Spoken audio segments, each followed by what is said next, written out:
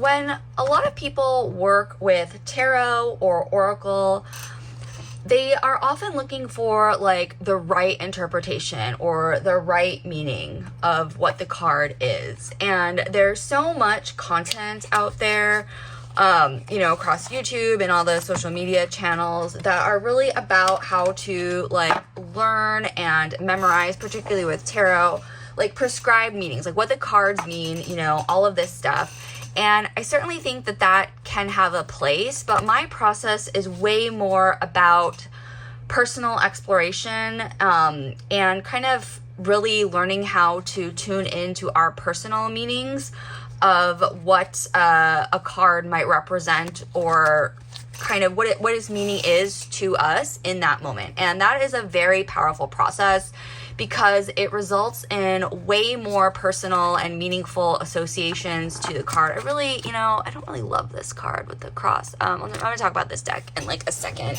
But in any case, what was I saying? Yeah, right. And it's really more about tuning into our own processes of intuition. And oh yeah, the other part of that, why that is so powerful, is that that meaning of the card can change and it's fluid over time, right? So if I'm working with an image in this moment, you know, this one, harmony, this might have a certain meaning or significance for me in this moment. But if I came back to it and explored it, you know, a week from now or a month from now, I might relate to it differently, right? Our relationships to the cards, to the images, or whatever we're working with is fluid.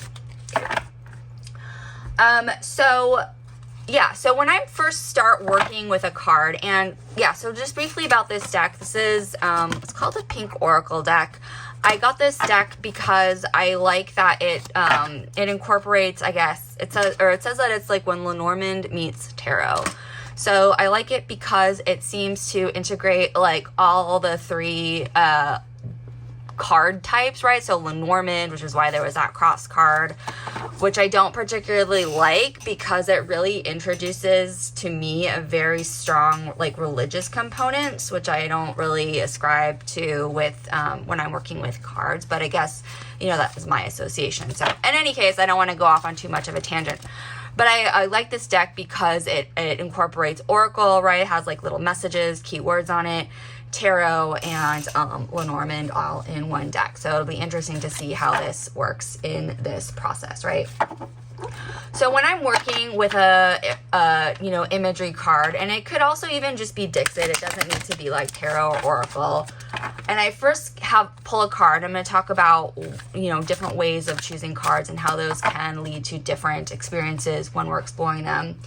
You know, I'm more interested in what catches my attention, like on the card, right? So when we're using something like an oracle card, we have a little bit more information to be pulling from because there's the keyword, maybe there's like a little message on it in addition to the imagery, right? So I notice what catches my attention, right? What did I notice first? What am I drawn to in the image? Or maybe even what, like, am I not super into in the image? Maybe what it reminds me of, if I have questions about it. And so that's kind of like a starting point. It's just kind of sitting with my own personal reactions to a card or to an image.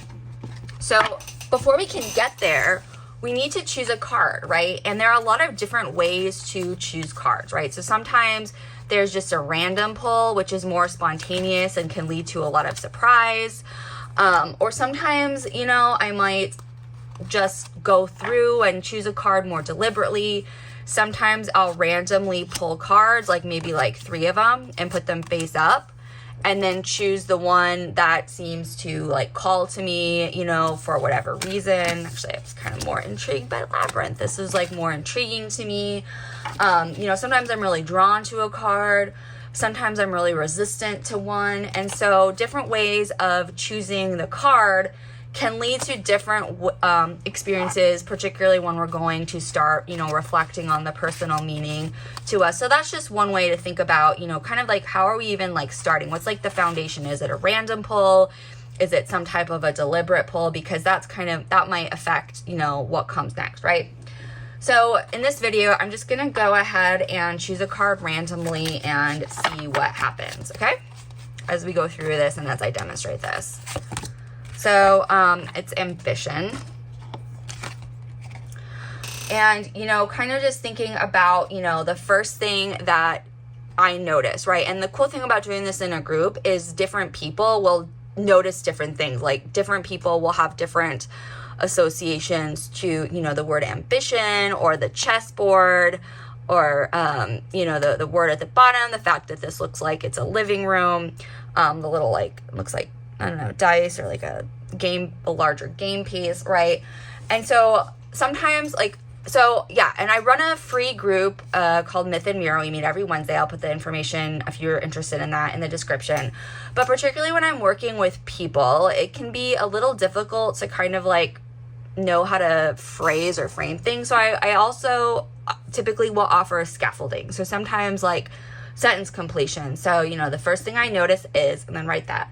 This reminds me of, and then, you know, the colors make me think of, you know, I don't know why, but I keep noticing, right? So kind of helping people scaffold their reactions or their reflections using sentence completions. So the next part really is kind of following the movement, right? And that's more about following whatever it is that seems to have energy for you, right? So maybe it's like, oh my gosh, this like really reminds me of somebody I know. Like that is just very, very clear to me. Or this feels like a scene from this movie that I saw like 10 years ago or whatever. Or it reminds me of a dream that I had. Like, I don't know why, but like this, the big open windows feels like very calming for me. And I don't really know why. And that detail is like really standing out to me, right? So this process is really all about just kind of like collecting association. So you could even like take out a piece of paper and just like write down, you know, all your different associations. You could like make a list of them. And not really worrying about whether they make sense or not. You know, maybe this image, this chessboard, for some reason, it just reminds you of like Jurassic Park, right? And it's like, I don't understand why, but like that is coming up for me right now, right? Just kind of noticing and allowing the image to kind of like take you to a place, especially a place that you were not expecting. Okay. And then this is kind of, you know, and this process in itself can be really fun, right? And so sometimes I will just stop there. Sometimes the process is just about free associating, seeing what comes up, seeing how I might connect like to an image. Sometimes this is a step that begins like a writing process, right? So then I might go and like explore it further using one of my other practices or like a pocket portal or some other type of practice. Sometimes it leads into using a dramatic resonance. And in my previous video, I talked about dramatic resonances, right? And so like, let's say that you have a card and it reminds you of, you know, a person in your life for whatever reason, right? So, you know, you could stop there and be like, okay, cool. This like, you know, on my list of associations, it reminds me of, you know, this particular person, right? So you could stop there. That's totally valid, totally fine.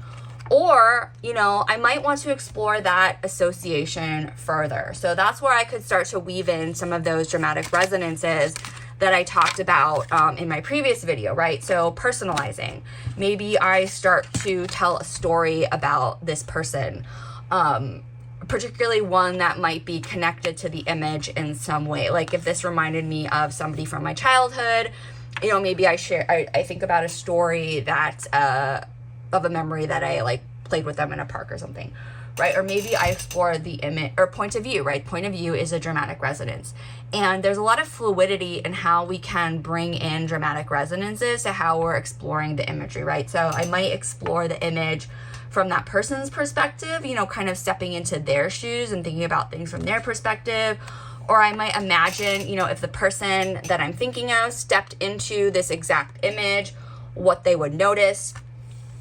Expanding. So if I have a particular like memory that's coming up for me, I might think about expanding the memory not necessarily like the image itself, right? So I could think about what happened before the memory, what happened after that particular memory, or I could also just do it with the image, right? I can think about what happened before this image, what happened after, and then maybe tie it back to my memory in some way, right? So there's a lot of ways to work with dramatic resonances.